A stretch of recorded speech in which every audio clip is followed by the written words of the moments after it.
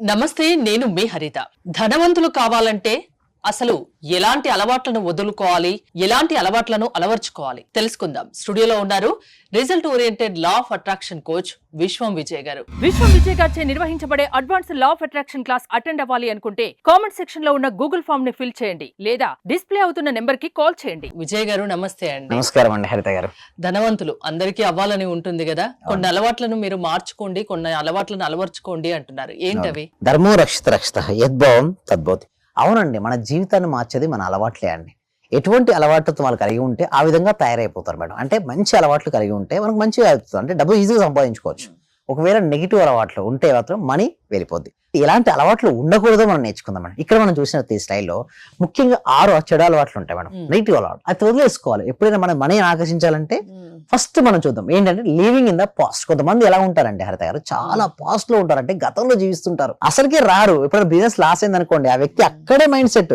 Exam లో fail అయిపోయారు madam, నేను ఫెయిల్ అయ్యాను చెప్పేసి ఆలోచిస్తే నెక్స్ట్ ఎగ్జామ్ పాస్ అవుతారా? అంటే చెడు వదిలేసి మంచి గుర్తు పెట్టుకోమంటారు. ఎస్, అంతే మేడం.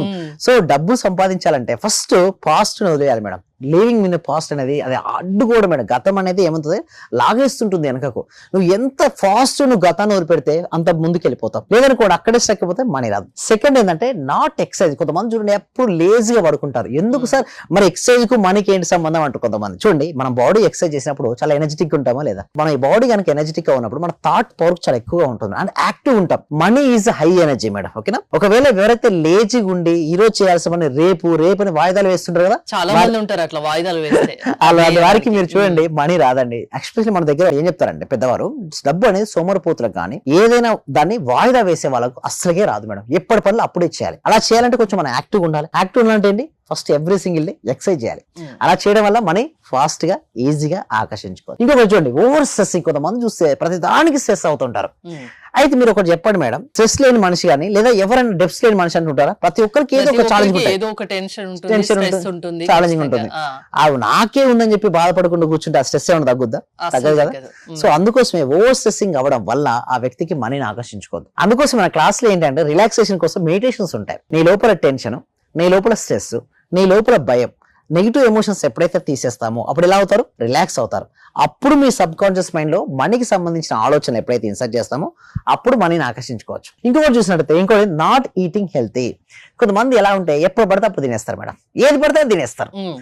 అది తినడం వల్ల ఏమవుతాయంటే మనసు లేజీగా అయిపోతుంది మేడం, ఏ వస్తుంది. ప్లస్ ఏంటంటే ఎక్స్ట్రా ఫ్యాట్ కంటెంట్ తీసుకుంటారు. నేను ఏమంటానండి సబ్జెక్ట్ లో రిజల్ట్స్ రావాలంటే ముందుగా ఫిజికల్ బాడీ చాలా ఎనర్జెటిక్ అవ్వడం. అందుకోసం హెల్తీ ఫుడ్ తీసుకోండి.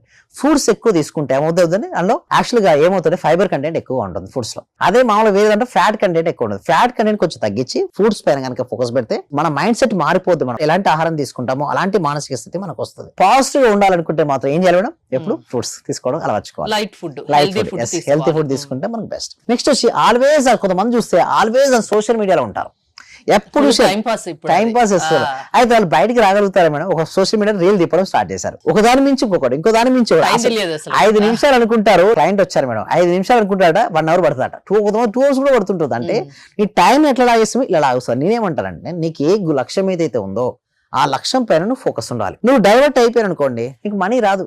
సో ఫోకస్ మనీ పైన ఉండాలి. ఇలాంటి అలవాటు ఉందనుకోండి ఎక్కువ ఓవర్ అంటే నేను ఏమంటానంటే మీ యాడ్ కానీ మీ ప్రొడక్ట్ కానీ మీ సర్వీస్ కానీ సోషల్ మీడియా కనపడాలి. అట్లీస్ట్ మీరు అందులో ఉండాలి. అంతేగాని వేరే వాళ్ళు ఉండేదాన్ని మీరు పదే చూడడం వల్ల మీరు కోల్పోయేది ఏంటి తెలుసా, విలువైన సమయాన్ని. సమయం భగవంతుడితో సమానం అని చెప్తుంది భగవద్గీతలో. అంటే సమయాన్ని ఎవరైతే సద్వినియోగపరచుకుంటారో వారి జీవితాన్ని సద్వినియోగపరచుకుంటారో, జీవితాన్ని గెలుస్తారు, హ్యాపీగా లీడ్ చేస్తుంటారు. Next staying up late. కొంతమంది చూస్తే ఎప్పుడు లేట్ గా పడుకుంటారు, ప్రతి దాన్ని కూడా లేట్ చేసేస్తుంటారు. అయితే ఎప్పటి పనులు అప్పుడే చేసుకుంటూ ఉండడం, త్వరగా నిద్రపోవడం కూడా మంచి అలవాటు మేడం. ఇలాంటి అలవాట్లు అయితే ఎవరైతే ఉంటాయంటే అనవసరమైన అలవాట్లు ఉన్నాయి, వీటిని తగ్గించుకొని మంచి అలవాట్లు ఎవరైతే నేర్చుకుంటారో వాళ్ళకు మనీ ఫ్లో అవుతుంది. ఇంకొక స్లైడ్ లో మనం చూసినట్టయితే కొంతమంది ఏంటంటే వాళ్ళకి అందరికి ఇష్యూస్ ఉంటాయి మేడం.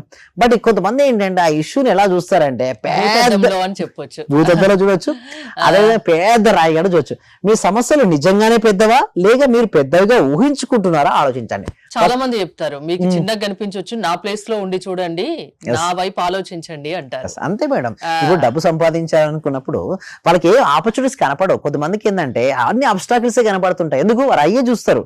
ఎవరైతే అవకాశాలను చూడడం మొదలు పెడతారో వారికి డబ్బు అనేది ఫ్లోయింగ్ వస్తుంది. కొంతమంది నేను ఇది చేయలేను అది చేయలేను. మనం పుట్టినప్పుడు సైకిల్ నేర్చుకుంటూ వచ్చు. సైకిల్ నొక్కడం అనేది స్కిల్. అది ఎవరికైనా సరే ప్రాక్టీస్ చేస్తే వస్తుంది సైకిల్ తొక్కడం. అదేం బ్రహ్మవిద్య కాదు మేడం, ప్రతి వాళ్ళు ప్రాక్టీస్ చేస్తే వస్తుంది. మనీని సంపాదించడం కూడా అంతే madam. But only thing is ఏంటంటే ప్రాపర్ ప్రాక్టీస్ చేయాలి. సార్ మరి కర్మ సిద్ధాంతం ఉంది కదా అంటే ఉంటుంది, నేను కాదనను. బట్ దాన్ని అధిగమించాలంటే నువ్వు ఏం చేసావు? ఫస్ట్ ఒక వ్యక్తికి మార్చ్ లో ఎగ్జామ్స్ మేడం, ఓకేనా, జూన్ లో స్టార్ట్ చేశాడు. జూన్ నుంచి డిసెంబర్ వరకు ఏమీ చదవలేదు మేడం. మాక్సిమం ఛాన్స్ అయ్యే ఫెయిల్యూర్ ఛాన్స్ ఎక్కువగా ఉంటుంది. బట్ జనవరిలో గురువు వచ్చాడు. ఏంటి, జనవరిలో గురువు వచ్చాడు, ప్రాపర్ రేషన్ ఇచ్చాడు. జనవరి, ఫిబ్రవరి, మార్చ్ చదువుకుని పాస్ అవ్వచ్చా? అందుకోసం గురువు యొక్క ప్రాముఖ్యత అదే మేడం. ఒకవేళ కర్మ సిద్ధాంతం ప్రకారం నువ్వు చదవకపోతే ఫెయిల్ అవుతావు.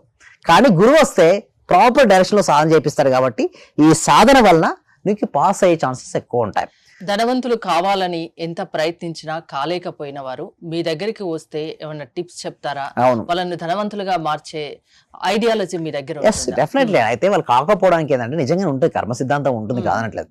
బట్ మీరు కొంతమంది అంటారు సార్ మరి రిజల్ట్స్ పర్సెంటేజ్ ఎంత అంటారు. ఒక అకాడమీకి జాయిన్ అయిపోయారు, టీచర్ అందరికీ సమానంగానే చెప్తారు. కొంతమంది పాస్ అయ్యారు, కొంతమంది ఫెయిల్ అయ్యారు. టీచర్ తప్ప ఎవరిది? సరిగ్గా సాధన చేయని వాడు తప్ప. అంటే నేను ఏమంటారంటే అందుకోసం ఎవ్రీ సింగిల్ డే ప్రాక్టీస్ చేయండి. ఎలా ప్రాక్టీస్ చేయాలంటే నెంబర్ 1 ప్రాక్టీషనర్ మీరే అవ్వాలిగా. సో మీకు మీ లక్ష్యం తప్పిస్తే మీ మనసులో ఏది ఉండకూడదు. అలా నువ్వు సాధన చేయగలిగితే నీకు అబండెన్స్ ఆఫ్ మనీ వస్తుంది. ఇందాక చూసినట్టుగా ప్రతిదీ భూతంలో చూసినట్టు ప్రతి పెద్దగా ఊహించుకుంటారు సమస్యను. అలా సమస్యను పెద్దగా ఊహించుకోకుండా ఎవరైతే ఏది వచ్చినా సరే నేను హ్యాండిల్ చేయగలను, ఐ కెన్ హ్యాండిల్. అస్తమించే సూర్యుడు ఉదయిస్తాడా లేదని చెప్పండి. అస్తమించుడు నాకు ఏ చీకటి ఉందని చెప్పుకోండి, చీకటి తిట్టినా, చీకటి విమర్శించినా చీకటి వెళ్తుందా? వెళ్ళదు. మార్నింగ్ సూర్యుడు ఉదయిస్తే ఆ చీకటి వెళ్ళిపోతుంది. పేషెన్స్ ఉండాలా లేదా? చాలా మందికి ఇదే ఉండదు. Instant results madam. నా క్లాస్లో జాయిన్ అవుతారు, సార్ నాకు రిజల్ట్స్ రాలేదు, ఈ రోజు జాయిన్ అవుతాడు, రేపే. నేను ఒకటే అడుగుతాను వారికి, మీరు ఏదో ఒక విత్తనం నాటారు, రేపు ఫ్రూట్ వస్తుందా అంటాను. రాదు కదా. ఇది కూడా అంటే టైం ఒక 1 month పడుతుంది మేడం. 1 to 2 months 3 months అంటే వారికి ఇలా కొంతమందికి ఎలా ఫాస్ట్ గా వస్తాయంటే వాళ్ళు ప్రీవియస్ సాధన చేసి ఉంటారు మేడం. వాళ్ళు సాధన చేసి ఉండడం వల్ల నమ్మకంతో రావాలి. ప్రాక్టీస్ చేయాలి. ఇంకోటి వాళ్ళ క్లారిటీ ఉండాలి. అప్పుడు డెఫినెట్లీ మేడం. సో దీనికోసం ఏం చేస్తున్నా అంటే కామెంట్ సెక్షన్ లో గూగుల్ ఫామ్ అనేది ఇవ్వడం జరిగింది. ఆ గూగుల్ ఫామ్ ఫిల్అప్ చేయడం ద్వారా మీరు ఆటోమేటిక్ ఇక్కడ నుంచి ఏంటంటే మేడం ఎవరైతే గూగుల్ ఫామ్ నింపుతారో మేము ఏం చేసామంటే ఆటోమేషన్ చేసాం. అంటే గూగుల్ ఫామ్ నింపిన వెంటనే వాళ్ళకే వాట్సాప్ గ్రూప్ లింక్ వెళ్ళిపోద్ది. మీరే డైరెక్ట్ గ్రూప్ లో జాయిన్ అవ్వచ్చు. ఇదివరకు మా టీమ్ యాడ్ చేసేవాళ్ళు, ఇప్పుడు ఏంటంటే వారే డైరెక్ట్ వెళ్ళే విధంగా సిస్టమ్ తీసుకురావడం జరిగింది. దీనివల్ల ఏంటంటే హ్యాపీ వారు వాట్సాప్ గ్రూప్ లో యాడ్ అవుతారు. మేము ఇచ్చే డెమో క్లాస్ ఏదైతే ఉందో ఆ క్లాస్ అటెండ్ అవ్వచ్చు ఫ్రీ. ధనవంతులు కావాలంటే బోల్డ్ అన్ని ఏమంటారు టిప్స్ ఉంటాయి లా ఆఫ్ అట్రాక్షన్ లో. అవును. సో వాళ్ళ అలవాట్లను వాళ్ళు కొన్ని చెడు అలవాట్లను మార్చుకోలేకపోతే మీ దగ్గరికి రావచ్చు, మీరు మార్పించగలరు. థ్యాంక్ యూ విజయ్ గారు. విజయ్ గారి ఆన్లైన్ క్లాసెస్ మీరు అటెండ్ అవ్వాలి అనుకుంటే స్క్రీన్ పై స్క్రోల్ అవుతున్న నెంబర్స్ కాల్ చేసి కాంటాక్ట్ అవ్వండి. చూస్తూనే ఉండండి Suman TV. Thank you so much. Survey జన సుఖినో భవంతు, సమస్తలోక సుఖినో భవంతు.